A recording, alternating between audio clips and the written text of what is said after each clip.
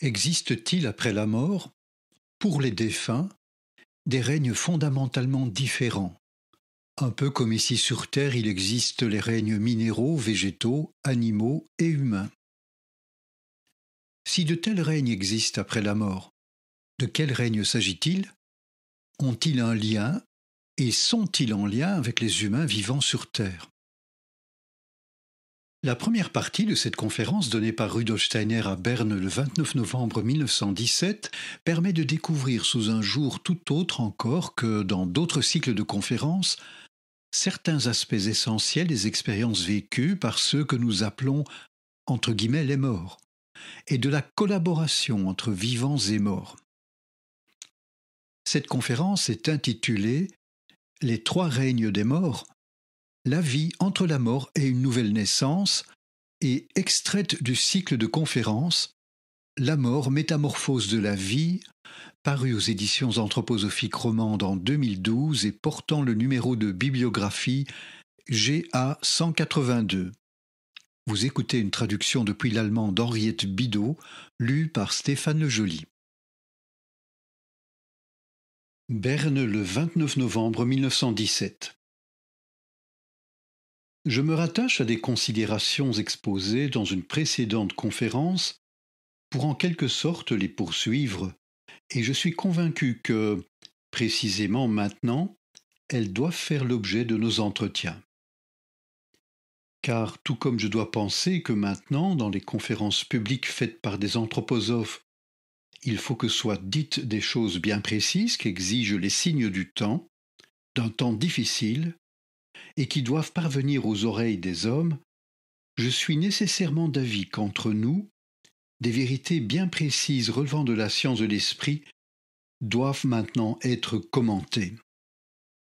Dans une conférence précédente, en effet, il s'agissait de parler de l'adaptation à la vie terrestre des âmes qui ont franchi le porche de la mort. Nous avons envisagé de quelle manière les impulsions de ceux qu'on appelle les défunts continuent d'agir dans ce qu'accomplissent les humains sur Terre. Comment des liens sont créés entre les forces de ceux qu'on appelle les défunts et les vivants. Et nous allons aujourd'hui y ajouter certains éléments qui sont étroitement liés à ce thème.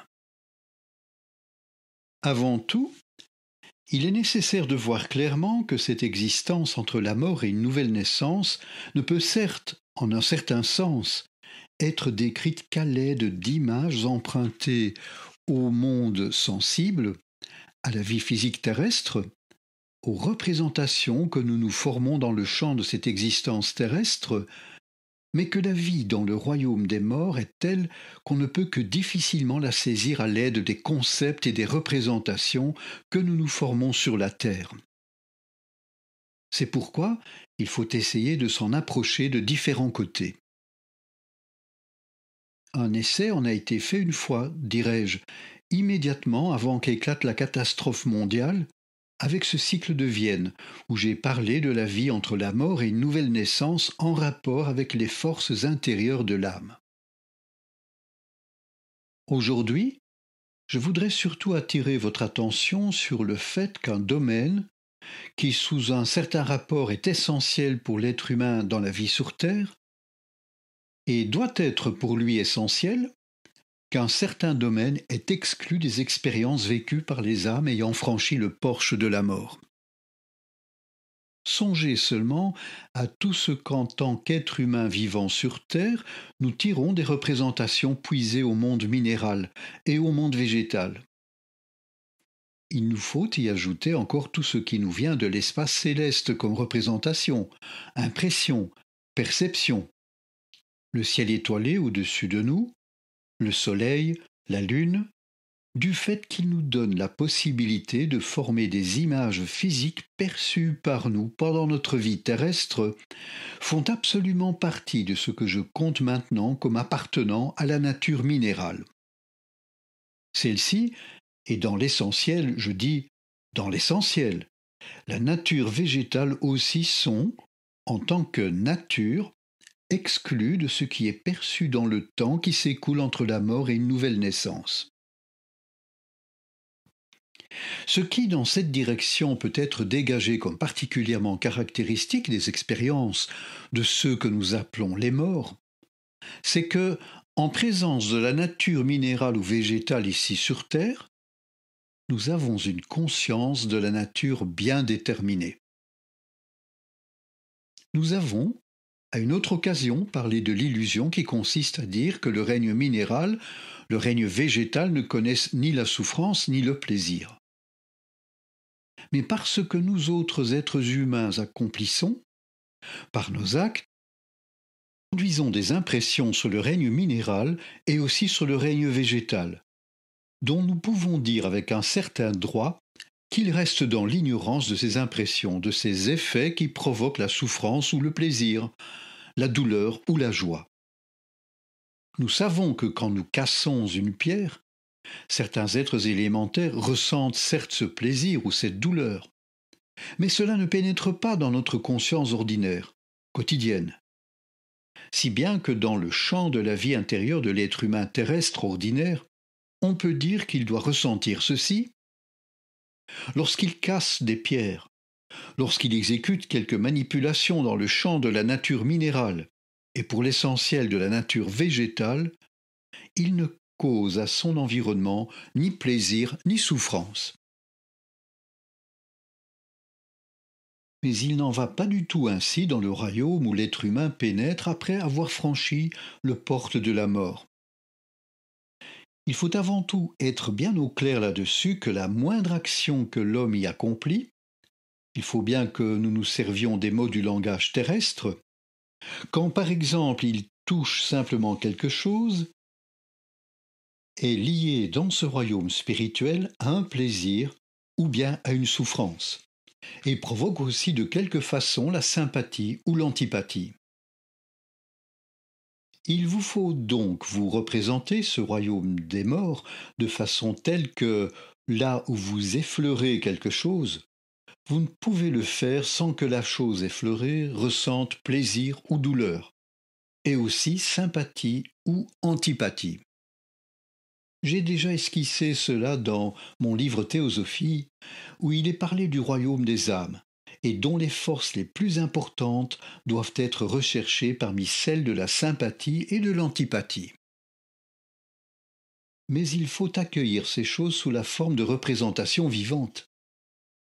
En prenant conscience en quelque sorte de la collaboration du royaume des morts avec le royaume de ceux qu'on appelle les vivants, il faut être conscient de la manière dont on doit se représenter le comportement du mort dans son royaume. Il se comporte en quelque sorte en être obligé d'avoir constamment conscience de provoquer sympathie ou antipathie, douleur ou joie, d'introduire dans tout ce qu'il fait cette résonance de la sensibilité vivante. Au-delà du porche de la mort, il n'existe absolument rien qu'on puisse dire insensible au sens où on le dit pour notre règne minéral ou végétal. Ceci est la caractéristique du règne le plus inférieur dans lequel l'être humain pénètre lorsqu'il a franchi le seuil de la mort. Comme il pénètre en franchissant le porche de la naissance dans le domaine le moins élevé, dans le règne minéral, de même, en abordant le royaume spirituel, il entre dans le domaine de la sensibilité générale, celui où règne sympathie et antipathie. C'est là qu'il déploie ses forces, c'est là qu'il agit. Lorsque nous nous le représentons en action là-bas, il nous faut nous représenter en même temps que de ces actes émanent constamment des forces porteuses de sensibilité, porteuses de sympathie et d'antipathie. Que signifient dans l'ensemble de l'univers ces forces porteuses de sensibilité? Voyez-vous, nous abordons ici un chapitre que seule la science de l'esprit peut éclairer pour la vie terrestre physique. Un chapitre dont vous discernerez tout de suite l'importance si vous réfléchissez à toute sa portée. Beaucoup de choses se manifestent précisément à notre époque, si bien que l'être humain qui, pour expliquer le monde, ne veut accorder de valeur qu'à ce qu'il observe dans le monde physique, renonce à une explication, abandonne toute explication. Un point à propos duquel, à l'époque moderne, on a renoncé à une explication, c'est le principe de l'évolution des animaux qui peuplent la Terre avec nous. Il suffit que j'attire votre attention sur tout ce qui est apparu à une époque récente pour appuyer ce qu'on appelle la théorie de l'évolution. Avec une certaine raison, on admet à ce propos que le monde animal a évolué, les êtres parfaits s'étant développés à partir des êtres imparfaits. Il vaudrait mieux dire, du niveau d'êtres indifférenciés, ils se sont élevés à celui d'êtres de plus en plus différenciés et jusqu'à la nature humaine, dans la mesure où l'être humain est un être physique. Cette théorie de l'évolution a déjà, pour une grande part, pénétré dans la conscience populaire. Elle est même, en un certain sens, devenue une constituante de la religion mondiale de l'humanité, et les religions, les confessions elles-mêmes s'efforcent de compter avec cette théorie de l'évolution. Dans la personne de leurs représentants, tout au moins, elles n'ont plus le courage, qu'elles avaient encore il y a peu, de prendre parti publiquement contre cette théorie. Elles l'ont en quelque sorte acceptée et s'en accommodent. Posons la question. Qu'est-ce qui agit donc en fait dans l'évolution des animaux quand ces créatures animales se développent en se perfectionnant? Qu'est-ce qui, d'une façon générale, agit dans tout ce qu'on peut observer dans le monde animal, non seulement dans le champ de son évolution, mais dans l'ensemble de cette existence animale? Si étrangement que la chose sonne encore aux oreilles des êtres humains d'aujourd'hui, ce qui apparaît lorsqu'à l'aide de la conscience clairvoyante on pénètre dans le royaume des morts, ce qui agit de façon prédominante dans le monde animal, dans une grande partie de ce monde animal, ce sont les forces qui émanent des défunts. L'être humain est appelé à participer dans le cosmos à la maîtrise des impulsions.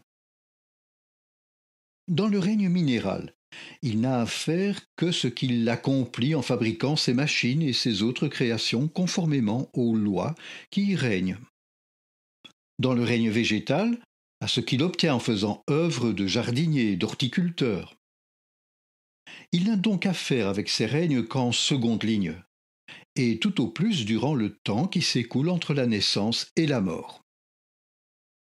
Mais quant à celui qui a son reflet ici sur Terre dans l'existence animale, l'être humain y a affaire du fait qu'après la mort des forces lui viennent aussitôt. Il pénètre aussitôt dans le champ des forces qui règnent sur ce domaine animal. C'est là qu'il travaille. C'est en quelque sorte pour lui la base, le fondement de son activité, comme l'est pour nous le règne minéral. C'est le sol, le terrain sur lequel on se trouve là-bas. Pour nous, durant notre existence dans le monde physique, le règne végétal s'élève sur le terrain du règne minéral. De même, sur le terrain de ce règne de sympathie et d'antipathie qui ont leur prolongement dans la vie du règne animal terrestre, un second règne s'élève qui, dans le domaine de la mort, n'agit pas seulement en éprouvant joie et douleur, en projetant seulement des impulsions portées par des sensations qui se prolongent, qui agissent efficacement.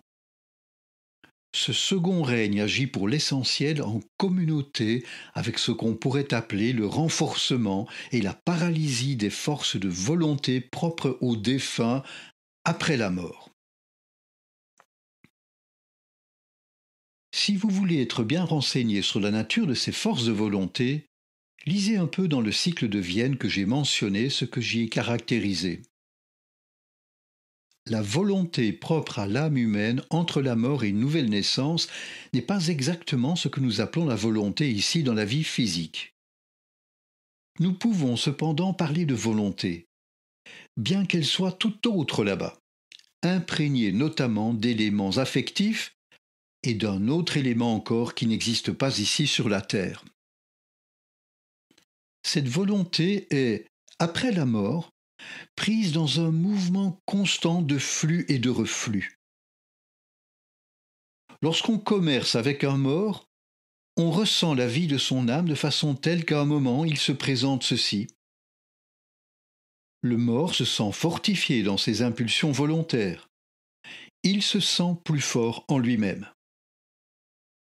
À un autre, sa volonté s'engourdit un peu. Elle s'endort en quelque sorte. Elle flotte ainsi entre une intensification et un affaiblissement. Et ce flottement est dans la vie du défunt d'éléments importants, essentiels.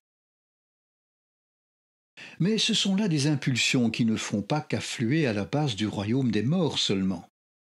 Elles affluent aussi dans le règne humain ici sur la terre, non pas certes dans les pensées habituellement conscientes, mais bien dans tout ce qu'ici-bas, j'aurai à en parler demain lors de la conférence publique, les humains ressentent comme des impulsions volontaires et aussi des impulsions affectives. Ce qu'il y a de singulier, c'est que l'être humain n'éprouve clairement dans sa conscience ordinaire d'homme physique terrestre que ses perceptions sensorielles et ses pensées. La conscience n'est éveillée que vis-à-vis de la perception et de la pensée. En fait, les sentiments ne sont que rêvés. Et quant à la volonté, elle est absolument, entre guillemets, dormie. Quand quelqu'un lève une main, il ne sait pas, comme il sait pour ses pensées, ce qui se passe quand la volonté intervient dans son corps. La présence du sentiment, encore qu'elle soit un peu plus distincte que celle de la volonté, est confuse. Elle n'est pas plus claire que les images qui nous apparaissent dans le rêve. Les passions, les mouvements affectifs, les sentiments ne sont en vérité que rêvés. Ils ne sont pas vécus, éprouvés dans la clarté de la conscience comme les représentations et les perceptions sensorielles. Et la volonté encore moins. À ce sommeil, à ce rêve qui interviennent dans la vie quotidienne, le mort participe. Il vit avec des âmes qui sont incarnées sur Terre dans des corps physiques. Il vit en elles comme nous vivons au sein du monde végétal, près que nous ne sommes pas intimement unis au monde des plantes, tandis que le mort l'est à nos sentiments, à nos mouvements affectifs, à nos impulsions volontaires. Il continue de vivre dans tout cela. C'est son second règne, et tandis que se déploie dans la vie de nos sentiments, nos sensations, son âme vit avec eux, et de façon telle que ce flux et ce reflux, ce renforcement et cet affaiblissement de la volonté du mort ne font qu'un, en un certain sens, avec les sentiments et les impulsions volontaires que ceux qu'on appelle les vivants rêvent et dorment sur terre. Vous voyez combien peu, en fait, le royaume des morts est séparé de notre royaume terrestre, combien les deux sont intimement liés. Comme je le disais, dans les conditions normales, le mort, avec des exceptions dont je parlerai plus loin, n'aura rien à faire avec ce qui se passe dans le règne minéral et dans le règne végétal. Mais il a bien à faire avec ce qui se passe dans le règne animal. C'est en quelque sorte le terrain sur lequel il se trouve. Mais il a aussi à faire avec ce qui se passe dans le domaine du sentiment et de la volonté des hommes. Dans ce domaine, nous ne sommes absolument pas séparés des défunts. Cependant, il en est ainsi. On peut, après avoir traversé le porche de la mort, lorsqu'on fait l'expérience de ces renforcements et de ces affaiblissements de la volonté, on peut vivre avec ceux que nous appelons les vivants, présents dans un corps physique. Mais non pas avec tous, non pas avec n'importe lequel. Une loi déterminée règne ici. On ne peut vivre qu'avec ceux auxquels on est lié par le karma. Un être vivant ici-bas est tout à fait étranger du point de vue du karma, n'est pas perceptible pour un mort. Il n'existe pas. Le monde que ressent le défunt est limité par le karma qui s'est tissé ici-bas dans la vie. Seulement, ce monde ne se borne pas aux âmes qui sont présentes ici sur Terre. Il s'étend aussi à celles qui ont elles-mêmes déjà franchi le porche de la mort. Ce second règne englobe donc tous les liens karmiques dans lesquels l'être humain s'est engagé avec ceux qui vivent encore sur Terre et avec les âmes qui, comme lui-même, ont passé par le porche de la mort. Il a donc pour base un domaine commun aux défunts, un domaine de l'existence animale, mais nous n'avons pas ici à nous représenter des animaux terrestres. J'ai indiqué expressément qu'en ces animaux terrestres se reflète ce qui est présent dans le monde spirituel, l'âme de l'espèce à laquelle appartient l'animal. Lorsqu'il s'agit des défunts, il faut penser davantage à la nature spirituelle de l'animal. C'est sur ce terrain commun que s'élève, dans un tout autre sens qu'ici sur Terre, et pour chaque défunt, un règne karmique individuel. Car l'un a engagé tel lien, l'autre tel autre. Du règne humain, seul est présent ce qui a donné lieu à des liens karmiques. Une autre loi est ici encore prépondérante, qui nous montre comment, en fait, ce deuxième règne s'édifie. Tout d'abord, ce qui dans ce domaine agit sur le défunt de façon telle que ses forces de volonté sont intensifiées ou paralysées, est pour commencer limité à un cercle qui pour l'essentiel est formé par la vie terrestre précédente, ou même peut-être seulement par des parties de cette dernière vie terrestre. Ceux qui lui furent particulièrement proches, ceux auxquels était lié très étroitement celui qui a franchi le porche de la mort, sont ceux-là avec lesquels il est uni par une vie intense. Et c'est seulement peu à peu que ce cercle s'étend aux êtres auxquels l'unissent d'autres liens karmiques. Cette phase n'a pas la même durée pour tous. Elle est plus courte pour les uns, plus longue pour d'autres. On peut à peine déduire du cours terrestre de la vie comment elle se présente après la mort. Certaines personnalités, certaines âmes apparaissent dans le champ du mort sans qu'on s'y attende, parce qu'en se référant à la vie physique, on fait très facilement des déductions fausses. Mais il y a une loi fondamentale. Le cercle s'élargit progressivement.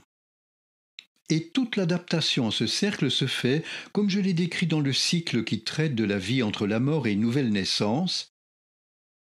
Ce qui intervient dans la vie du défunt, c'est précisément cette vie élargie des impulsions volontaires présentes maintenant dans son être, exactement comme le sont les représentations dans le vivant, et grâce auxquelles le mort connaît, grâce auxquelles il prend conscience. Il est extrêmement difficile de faire comprendre à l'être humain vivant sur la Terre que le mort connaît surtout grâce à sa volonté, tandis que l'être humain terrestre connaît essentiellement grâce à sa faculté de représentation. Ce qui, cela va de soi, rend difficile de comprendre le mort. On peut dire que ce second règne auquel le défunt s'adapte s'élargit de plus en plus. Plus tard, et c'est toujours un, entre guillemets, plus tard relatif, qui survient chez l'un plus tôt et chez l'autre plus tard, viennent s'ajouter aux liaisons karmiques directes les liens indirects. Voici ce que je veux dire lorsqu'un défunt a passé un certain temps entre la mort et une nouvelle naissance. Le cercle de ses expériences s'est élargi et s'étend aux âmes, sur Terre ou dans l'au-delà, avec lesquelles il a noué des liens karmiques directs.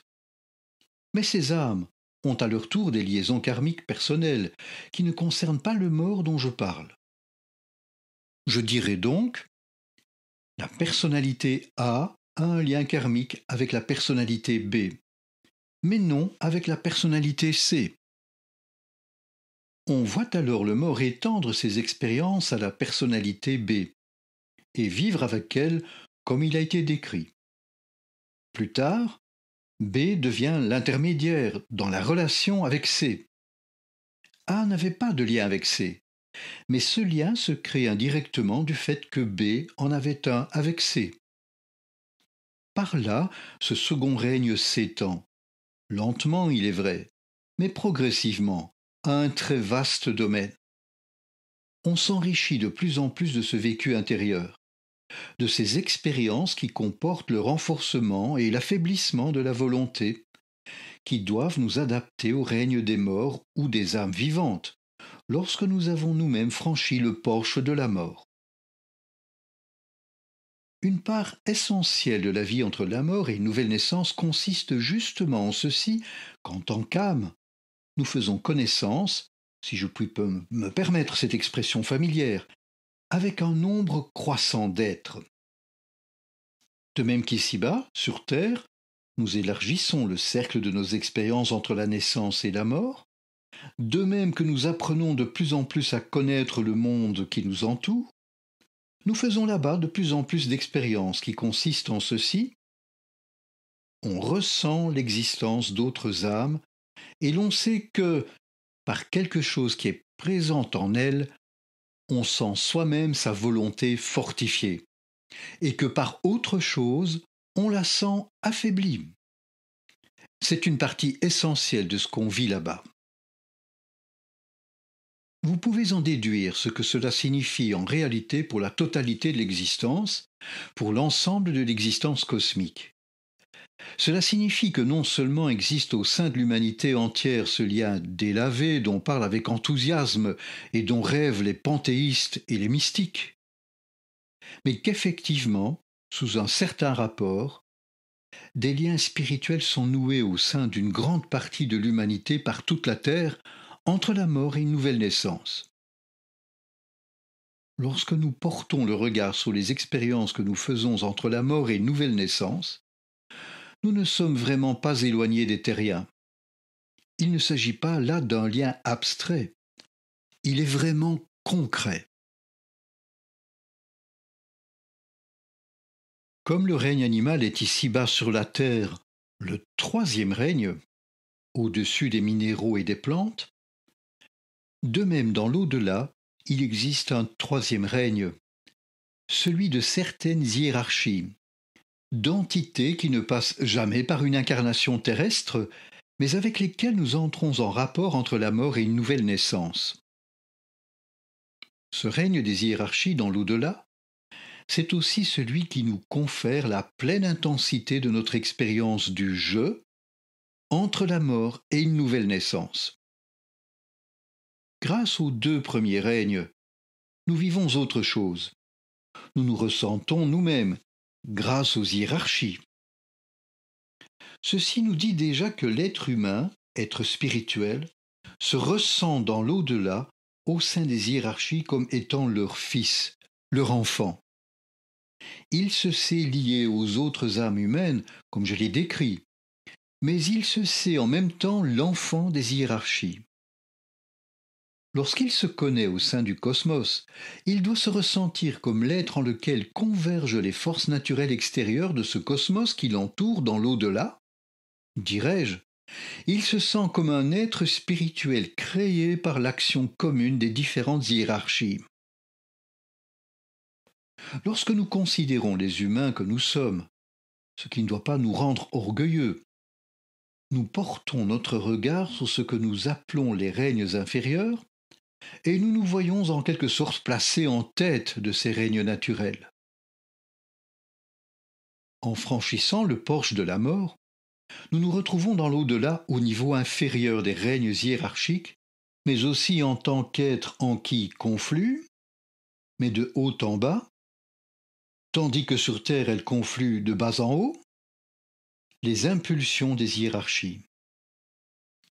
De même que notre je est ici inséré dans notre nature corporelle, qu'il est de ce fait un extrait de la nature.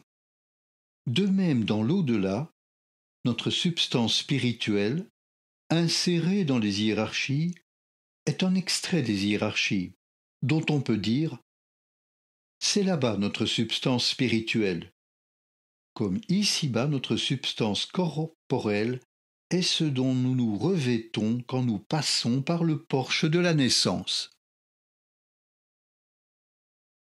La connaissance imaginative peut donc se représenter le plan de la vie qui s'écoule entre la mort et une nouvelle naissance. Il serait aussi pour l'être humain fort triste qu'il ne puisse pas se faire de telles représentations, car songez-y seulement, dans la vie de nos sentiments et de notre volonté, nous ne sommes pas du tout séparés du royaume des morts. Ce qui se dérobe à notre vue a seulement disparu du champ de notre faculté de représentation et de nos perceptions sensorielles. Ce serait un gigantesque pas en avant dans l'évolution de l'espèce humaine pour la part d'existence terrestre qu'elle doit encore accomplir si les humains ici-bas s'ouvraient à la conscience de ceci. Dans leurs impulsions affectives, dans leurs impulsions volontaires, ils ne font qu'un avec les morts. La mort ne peut nous dérober que le spectacle physique des défunts. Mais nous ne pouvons rien ressentir sans que dans cette sphère du sentiment, les morts soient présents. Nous ne pouvons rien vouloir sans que dans la sphère de la volonté, ils soient aussi présents. J'ai parlé tout à l'heure d'exceptions à propos du règne minéral et du règne végétal. Ces exceptions sont valables en particulier pour notre époque, pour notre temps. Elles ne l'étaient pas à des périodes plus anciennes. Mais nous n'avons pas à en parler maintenant. À notre époque, où une certaine mentalité matérialiste se répand nécessairement sur la Terre, les humains négligent très facilement d'acquérir des représentations spirituelles pendant leur vie terrestre. Et hier, au cours de la conférence publique, j'ai même attiré l'attention sur le fait que l'être humain, s'il néglige d'acquérir sur Terre des représentations spirituelles, s'enchaîne à la vie terrestre, ne peut en quelque sorte plus s'en dégager, et devient par là un foyer de forces de destruction. Beaucoup de ces forces destructrices actives au sein de la sphère terrestre viennent de morts retenues dans cette sphère. Il faut, au lieu de prononcer un quelconque jugement négatif, avoir pitié de ces âmes. Car ce n'est pas une expérience particulièrement facile que de devoir, après la mort, rester dans le champ d'un règne qui en vérité ne convient absolument pas aux défunts. Dans ce cas, il s'agit du règne minéral et du règne végétal, et aussi de cette part du règne minéral que les animaux, que l'être humain aussi porte en eux-mêmes. Car tous ces êtres sont imprégnés par le minéral. Pour ceux qui n'ont pas acquis de représentation spirituelle, la situation est en effet celle-ci. Après la mort, ils reculent effrayés devant ce qu'ils ressentent, devant ce qui provoque en eux ces sensations. Ils ne peuvent pas pénétrer dans ce règne de la spiritualité animale et humaine. Ils n'ont accès qu'à ce qui est de nature minérale, de nature végétale.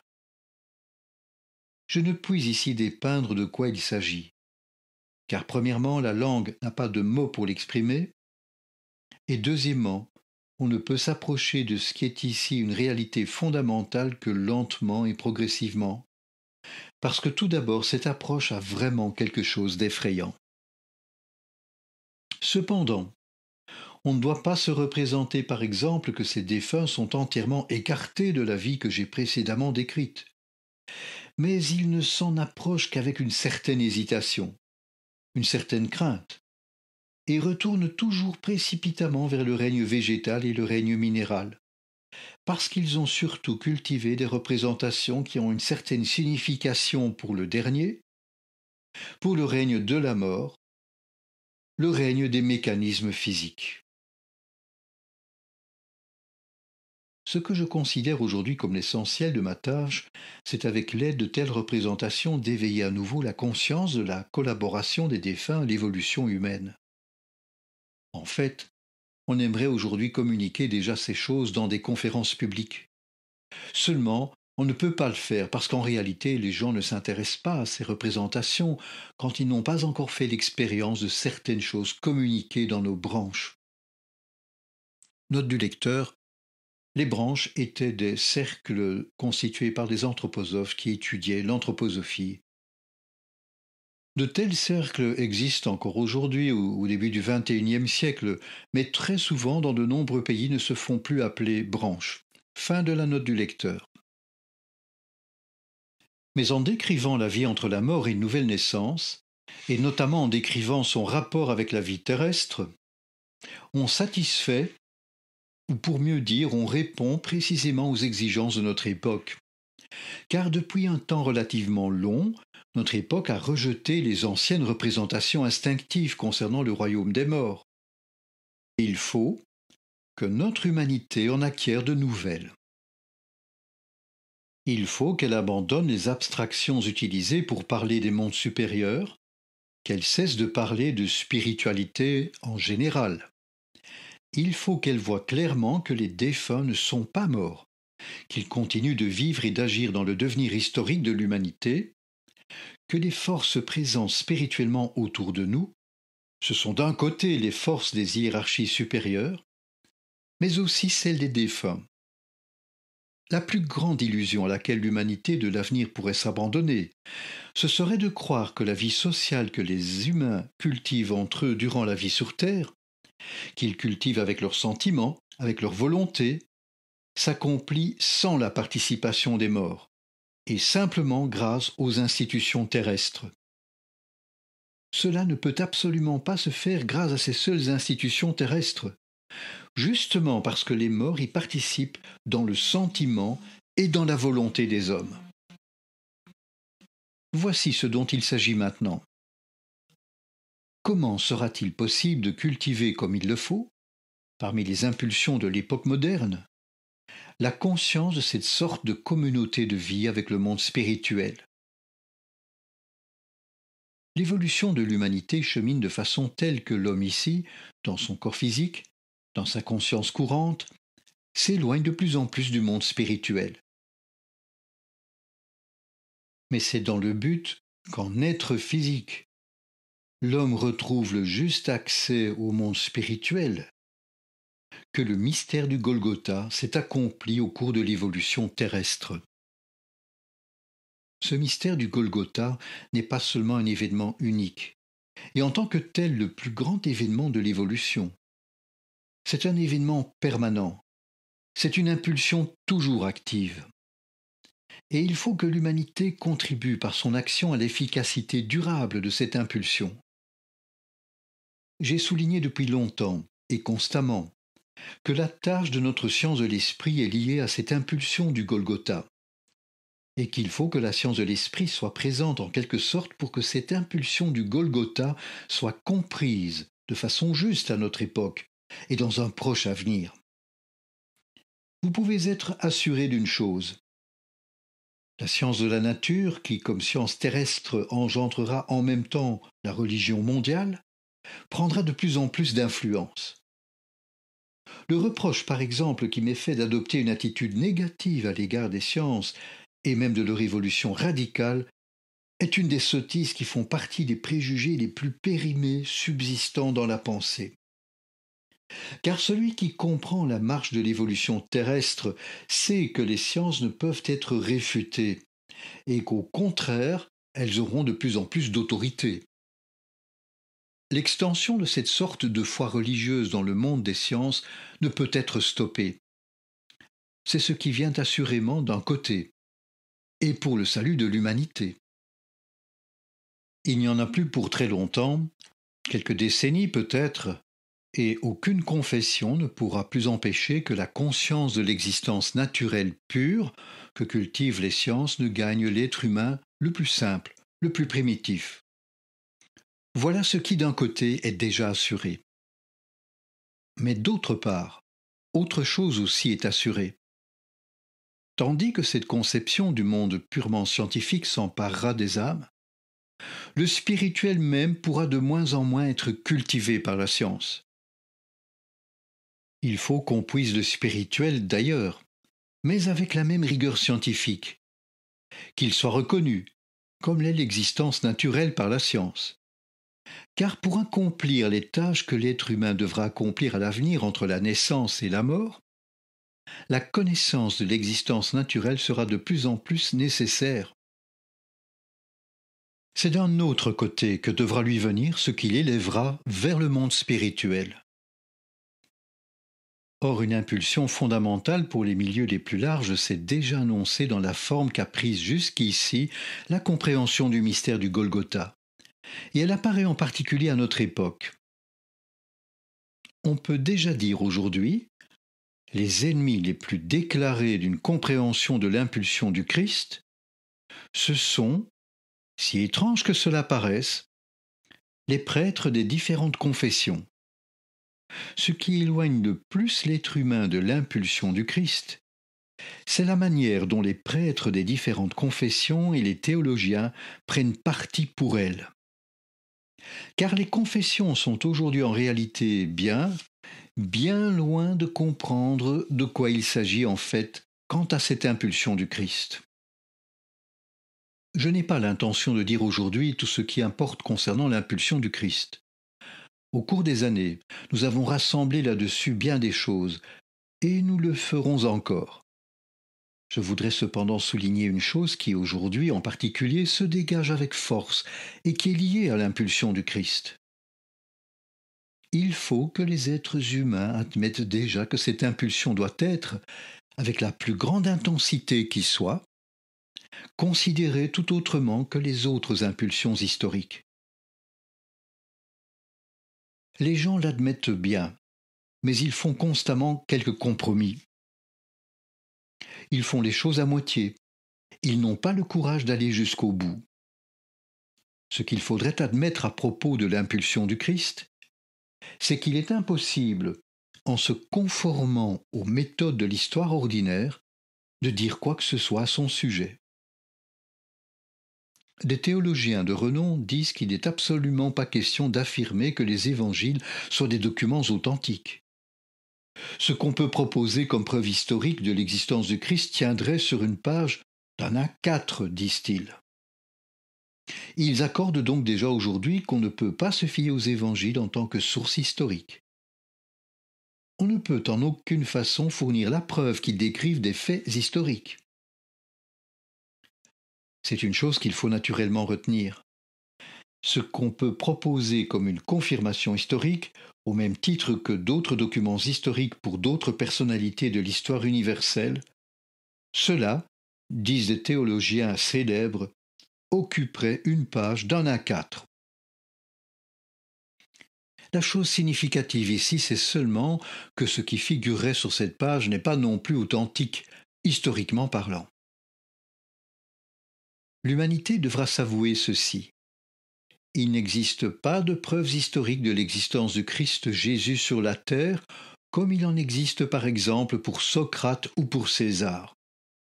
Il faut que cette existence soit comprise spirituellement. C'est justement là l'essentiel.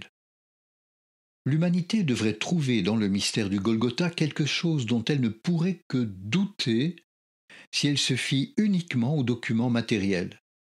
Quelque chose à propos de quoi les témoignages matériels ne lui donnent rien, et qu'elle doit appréhender en esprit.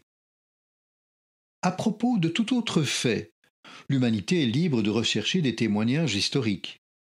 En ce qui concerne le mystère du Golgotha, les documents historiques les plus convaincants ne fourniront jamais une certitude. L'humanité sera contrainte de comprendre cet événement important de la Terre par d'autres voies que celles de l'histoire physique. Elle devra faire intervenir ici une compréhension spirituelle. Celui qui ne veut pas comprendre le mystère du Golgotha grâce à une faculté de compréhension spirituelle de l'évolution terrestre, sans s'aider de documents historiques, ne le comprendra pas. C'est là, on peut le dire, la volonté des dieux. En ce qui concerne cette affaire terrestre, la plus importante de toutes, l'humanité doit être contrainte à la spiritualité. Elle ne peut comprendre le mystère du Golgotha, dont on peut toujours nier la réalité historique, qu'en s'élevant à une compréhension spirituelle du monde. Seule la science de l'esprit peut parler de la réalité du mystère du Golgotha. On peut dire que tout le reste est dépassé. Lisez le livre, d'ailleurs remarquable, d'un théologien qui a exposé toutes les théories émises sur Jésus à l'époque moderne, de Lessing à Wrede. Vous verrez comment cet exposé fournit la preuve que dans ce domaine, l'histoire doit être en fait dépassée, qu'il faut faire intervenir une compréhension nouvelle. Et cette compréhension nouvelle, elle ne peut être trouvée que par les voies de la science de l'esprit. Note de l'éditeur, le livre auquel Rudolf Steiner fait référence ici est le livre suivant, Von Reimarus zu Wrede, de Weimar à Wrede, d'Albert Schweitzer, Tübingen, 1906. Fin de la note de l'éditeur. Comprenons cela, mes chers amis, et qu'à notre époque le moment est venu justement où les êtres humains ne pourront plus comprendre la persistance de l'action du mystère du Golgotha, sinon par les voies de l'esprit. C'est aussi pourquoi j'ai parlé de la réapparition éthérique, spirituelle du Christ au XXe siècle, et pourquoi je l'ai dépeinte dans le premier drame mystère. Mais ce sera une expérience spirituelle, encore que spirituelle et clairvoyante. Elle sera une expérience spirituelle. Note de l'éditeur, Rudolf Steiner fait référence ici, lorsqu'il parle du premier drame mystère, à La porte de l'initiation, qui date de 1910. C'est le premier des 4 drames mystères de Rudolf Steiner, qui est paru aux éditions Triade en 2008. Fin de la note de l'éditeur. Le mystère du Golgotha est donc intimement lié à l'accession nécessaire de l'humanité à la spiritualité à partir de notre temps. Comme il est vrai qu'à partir de notre temps l'humanité doit s'élever jusqu'à une certaine spiritualité, il est vrai aussi qu'à partir de notre temps, il lui faut comprendre que le mystère du Golgotha, dorénavant, ne pourra être appréhendé que par l'esprit, et que pour l'essentiel le christianisme doit connaître un prolongement spirituel et non pas historique, non pas devenir une recherche ou une tradition historique au sens extérieur du terme. Mais il s'agit de ceci, c'est qu'à nouveau ce que je viens de dire ne soit pas compris abstraitement, qu'on ne croit pas avoir déjà tout accompli avec les quelques concepts de la compréhension du mystère du Golgotha et de sa signification qu'on se forme très fréquemment. Non, il faut aborder ces choses dans un esprit entièrement concret. Il ne faut pas seulement se former des représentations du Christ et de son action. Il faut, d'une certaine manière, trouver le royaume du Christ dans notre royaume terrestre. Le Christ a fait son entrée dans le royaume terrestre et il faut pouvoir trouver son domaine. Les sciences, si elles se développent jusqu'à leur suprême perfection, justement, donneront du monde une image telle qu'elle pourrait se constituer sans l'aide du mystère du Golgotha. En puisant à leur propre fond, elles ne pourront jamais, au cours de l'évolution terrestre, parvenir au point où le physicien ou le biologiste en viendra à parler du mystère du Golgotha à partir de ses propres points de départ. En toute science, dans la mesure où elle traite de ce qui se passe autour de nous entre la naissance et la mort, deviendra de plus en plus science de la nature. À côté d'elle, la science de l'esprit aura puisé au royaume de l'esprit. Car il s'agit de ceci. Comment trouver non pas seulement une science, mais le lieu où prendre place dans le royaume de l'esprit, de façon à ne pas rencontrer seulement la nature. Car dans cette nature, nous ne trouverons jamais l'impulsion du Christ. Comment rechercher l'accès au royaume de l'esprit et non pas seulement savoir qu'il existe? Vous comprenez déjà, à ce que je viens de dire, qu'à la conscience qui vraiment, dans l'humanité moderne et notamment dans l'humanité à venir, deviendra une simple conscience naturelle, une conscience des faits de la nature, qu'à cette conscience une autre forme de conscience doit s'ajouter. Une toute autre forme encore, De cette forme de conscience, la nécessité d'appréhender dans le mystère du Golgotha le fait spirituel ne sera que le sommet suprême. Mais ce qui est nécessaire vis-à-vis du mystère du Golgotha, discerner qu'il est une affaire spirituelle, cela devra s'étendre aussi à tout le reste de l'existence. Ce qui ne veut rien dire d'autre que ceci: il faut que pénètre dans la conscience humaine, outre une façon purement naturelle de regarder les choses, une toute autre façon de les considérer. Et cette autre façon de les considérer, elle viendra et doit venir par le fait que l'être humain apprendra à regarder consciemment le monde. Comme il perçoit par ses sens le monde sensible, à regarder consciemment le cours de son destin dans les grandes et dans les petites choses. Qu'est-ce que je veux dire par là? Aujourd'hui, l'être humain ne prête que peu d'attention au cours de sa destinée. Mais regardez des cas extrêmes. Je vais vous en raconter un qui peut nous conduire à ce que je veux dire en réalité. Un cas parmi des milliers. On pourrait en raconter des milliers, d'innombrables milliers. Un homme part de chez lui et suit un chemin pour promeneur qu'il a souvent parcouru. Ce chemin le conduit par le versant d'une montagne jusqu'à un plateau rocheux du haut duquel il a une très belle vue. Cette vue, il y est parvenu souvent. C'est là en quelque sorte sa promenade habituelle. Tandis qu'un jour il l'a fait, la pensée lui vient tout à coup comme surgissant du néant. Attention, fais attention, et il entend en esprit, ce n'est pas une hallucination, il entend en esprit une voix lui dire: pourquoi parcours-tu ce chemin? Ne peux-tu pas une fois laisser ton plaisir de côté? Voilà ce qu'il entend en esprit. Cela le rend songeur. Il recule de quelques pas, réfléchit un moment. C'est alors qu'un lourd bloc rocheux tombe juste à l'endroit où il aurait dû se trouver s'il n'avait pas fait quelques pas de côté, et l'aurait assommé à coup sûr.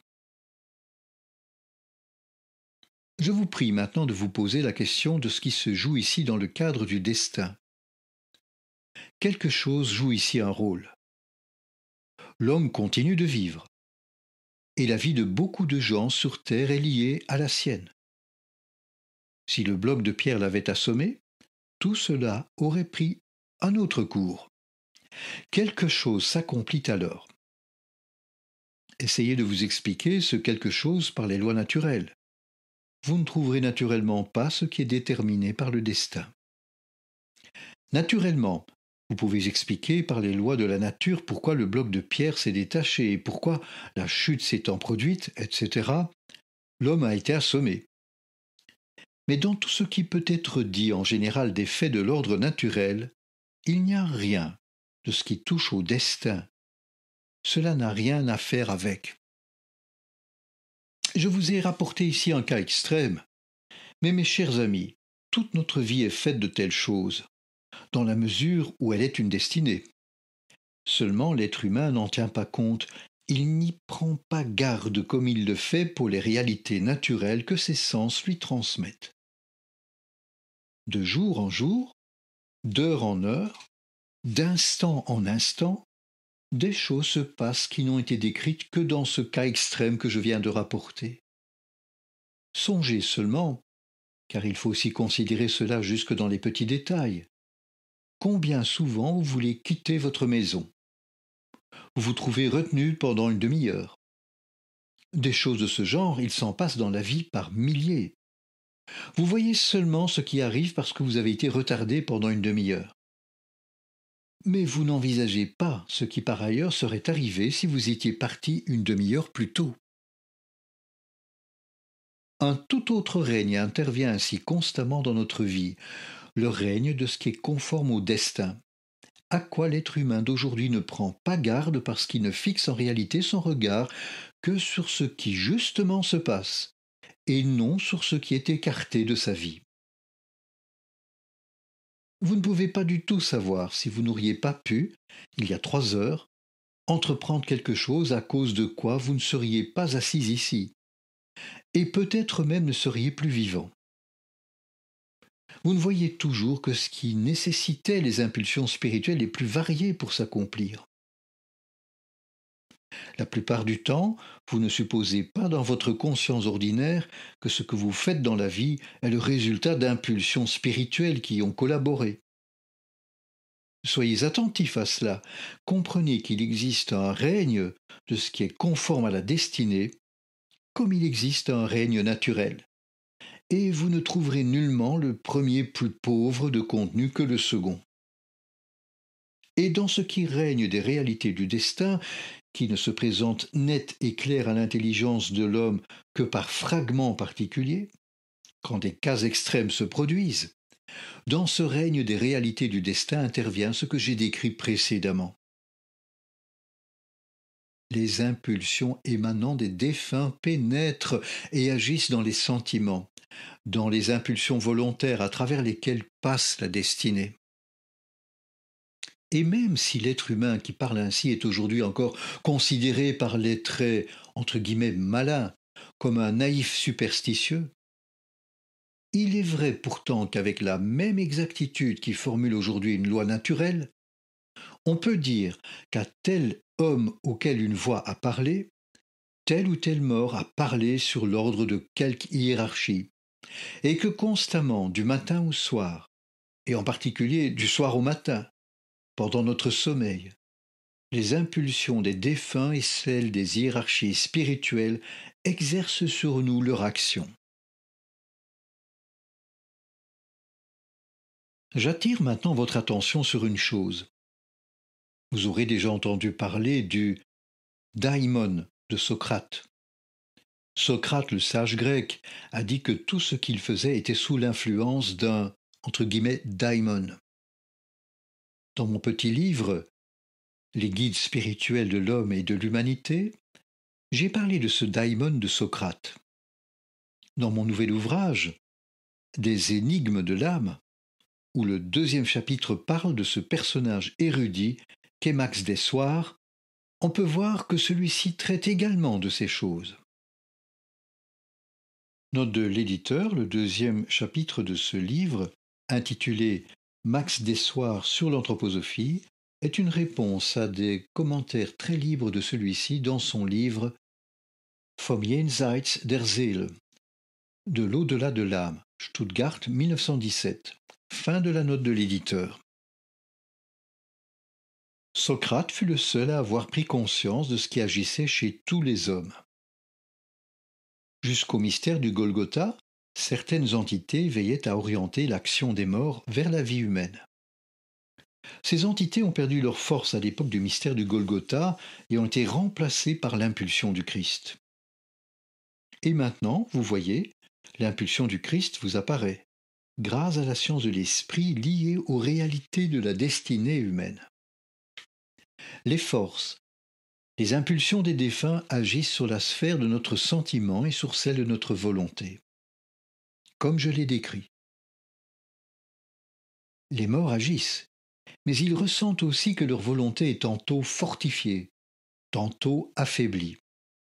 Et tout ce règne est un règne terrestre, comme l'est aussi le règne naturel. Mais l'impulsion qui vit depuis le mystère du Golgotha, c'est l'impulsion du Christ.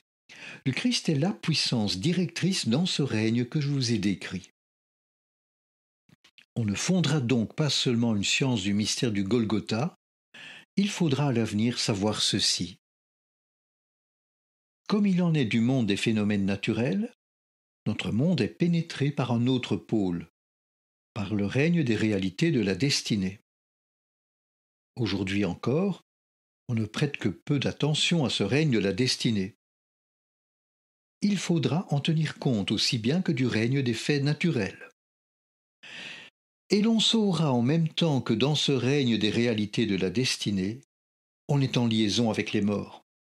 On saura que dans ce règne que nous avons en commun avec les morts, est aussi contenu le royaume du Christ. Que le Christ, par le mystère du Golgotha, est descendu sur la terre pour y agir, pour avoir en commun avec nous autres hommes sur Terre ce que nous avons en commun avec les morts agissant dans le domaine terrestre. Je ne parle pas ici de cas d'exception, mais de ce qui est normal. Lorsque ceci ne sera pas simplement une vérité abstraite, pas seulement une vérité conceptuelle, une vérité du dimanche dont on se souvient assez souvent parce qu'il vous revient qu'elle est vraie. Quand l'être humain cheminera dans ce royaume du destin aussi consciemment qu'il parcourt le règne des perceptions sensorielles, lorsqu'en quelque sorte il se sentira aussi intimement uni au règne du destin qu'à celui du monde qu'il parcourt de ses yeux, qu'il y sentira aussi les forces du Christ unies aux forces des morts, alors, mes chers amis, l'humanité développera une vie réelle, concrète, une vie de la sensibilité en commun avec les morts. En ressentant comment on provoque soi-même telle ou telle chose, on éprouve que dans cette action, on est uni au défunt. La vie en sera infiniment enrichie. Actuellement, nous n'oublions peut-être pas nos morts au sens courant du terme. Nous gardons leur mémoire. Mais une vie intense, ce sera alors seulement la vraie vie, car sinon on dormira vis-à-vis de la vie des réalités du destin. Une vie intense s'emparera de l'humanité et la conduira non seulement à garder le souvenir des morts, mais à savoir, lorsque tu fais ceci, lorsque tu suis cette démarche, lorsque tu entreprends telle chose et que tu réussis, tel ou tel défunt agit avec toi. Les liens avec les défunts ne se dénoueront pas, ils seront maintenus. Cet enrichissement de l'existence est prévu pour l'humanité de l'avenir. Nous sommes actuellement à la 5e époque post-atlantéenne, qui travaille dans l'essentiel à l'éducation de l'humanité dans la direction annoncée. L'humanité ne survivra pas à la 6e époque post-atlantéenne si elle ne se prépare pas à ressentir de la manière juste qu'elle doit accueillir dans sa conscience la réalité de la destinée, comme elle accueille actuellement la réalité de la nature. Ce dont je voulais vous parler aujourd'hui, c'est du lien concret du mystère du Golgotha avec le problème de la mort, qu'il s'agit de bien voir. C'est aussi une chose qui est intimement liée à ce dont l'humanité doit prendre conscience aujourd'hui.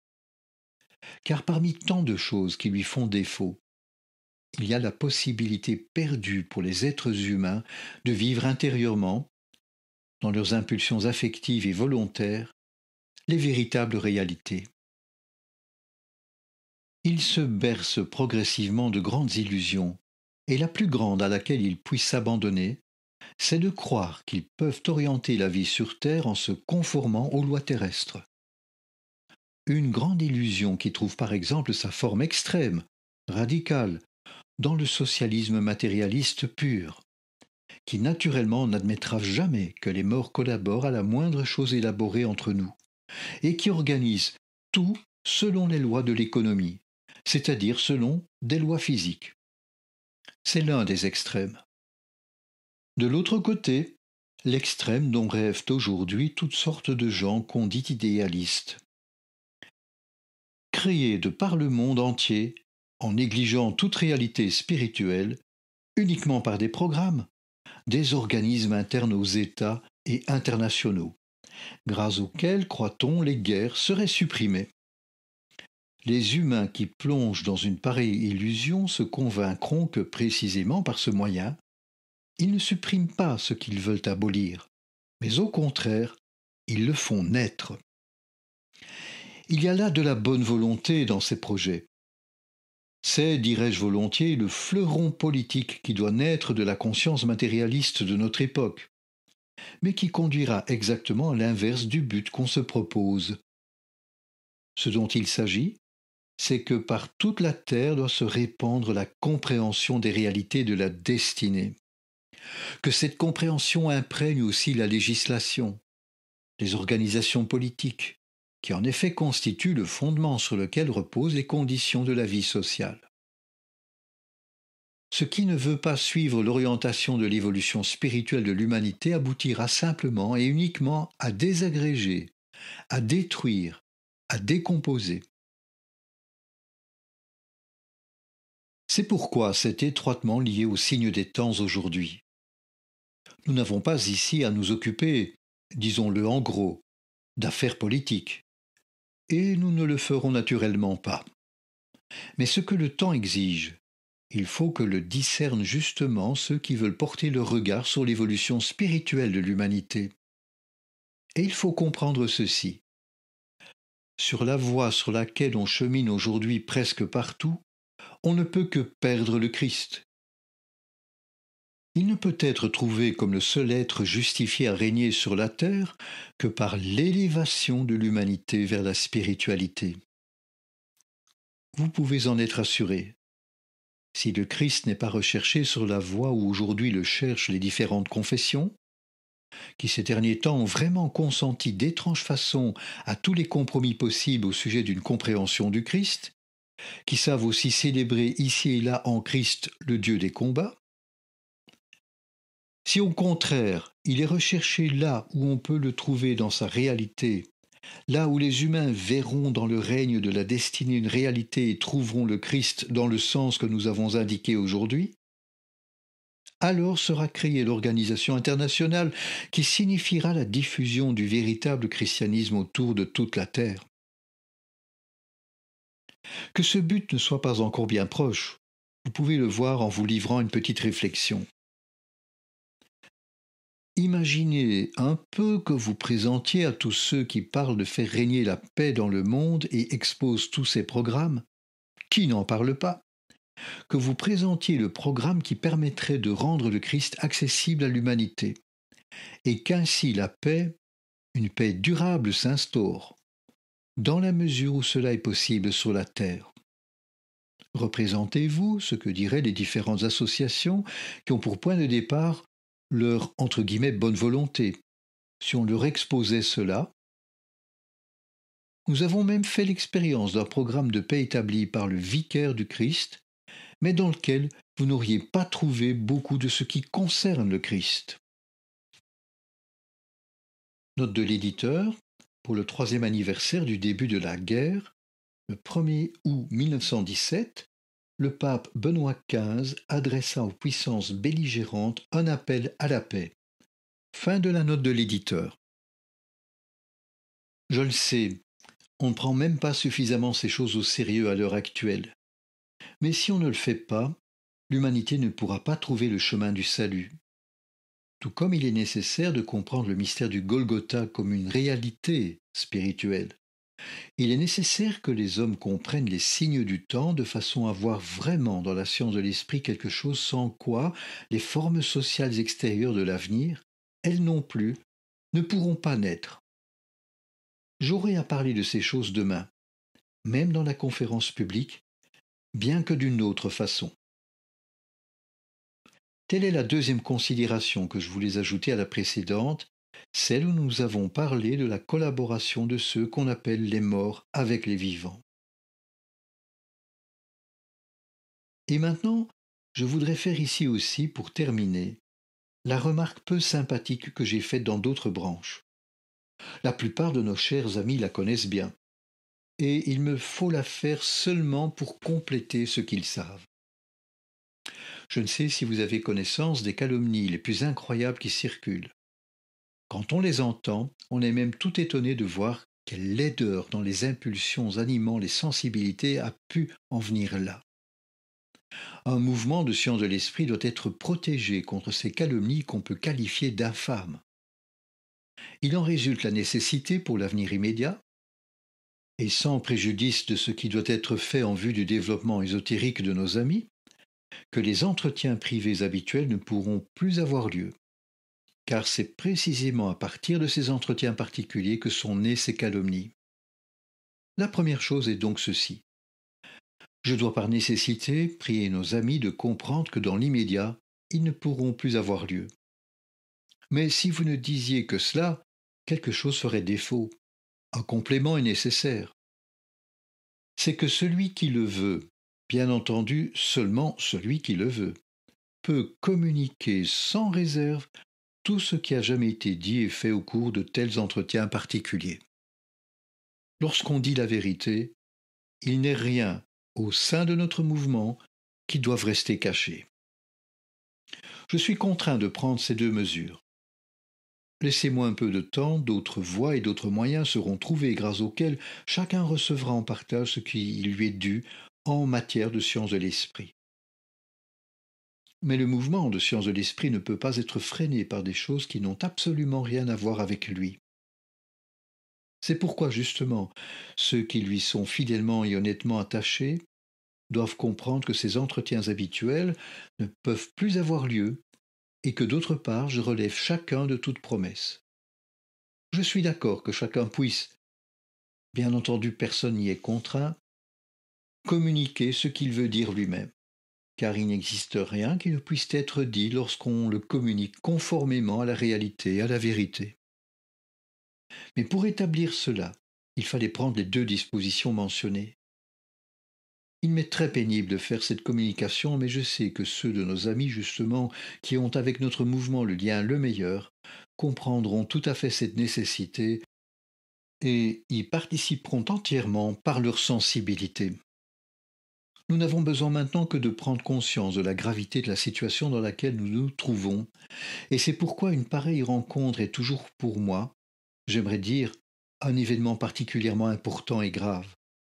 Et dans ce temps catastrophique tout particulièrement, j'aimerais que nous nous pénétrions très sincèrement et honnêtement de la conscience qu'est nécessaire le lien qui nous unit, celui dont parle notre principe anthroposophique de l'union en esprit. Même si durant un temps nous ne pouvons nous rencontrer dans l'espace, nous restons unis en esprit. C'est là le meilleur salut que je puisse vous adresser, alors que nous avons été à nouveau réunis, et que peut-être, pendant un certain temps justement, nous ne pourrons plus l'être qu'en esprit. Il existe un nombre quasiment incalculable de conférences où Rudolf Steiner décrit de très nombreuses expériences vécues par l'être humain lors de la vie entre la mort et une nouvelle naissance, et ce à partir de points de vue tout aussi nombreux. Par exemple, lorsqu'il donne des conférences sur les arrière-plans spirituels de la Première Guerre mondiale, lors de conférences portant sur les mythes et les mystères égyptiens, ou sur des périodes beaucoup plus anciennes de l'évolution de l'humanité. De même, bien sûr, chaque fois qu'il s'agit de comprendre comment se forme concrètement le karma des êtres humains. Impossible dès lors de dresser ici une liste des ouvrages en question. Elle serait trop longue. Nous nous sommes contentés de rassembler sur cette image quelques-unes des couvertures de livres traduits en français, dont le titre porte explicitement sur la mort, les défunts, et la vie entre la mort et une nouvelle naissance. Ce qui est donc très limitatif dans un certain sens. Le contenu de l'œuvre de Rudolf Steiner, toujours exigeant, ne s'adresse pas à ceux et celles qui ont faim et soif de sensationnel, mais bien aux personnes qui cherchent avec sérieux un sens à l'existence, qui veulent approfondir, qui ressentent à quel point il est essentiel pour elles de pouvoir toujours mieux comprendre le monde et leur propre être. En langue française, visitez le site web soitesprit.info pour découvrir bien d'autres aspects encore de la science de l'esprit d'orientation anthroposophique. Bonne recherche, bonne découverte, bon approfondissement.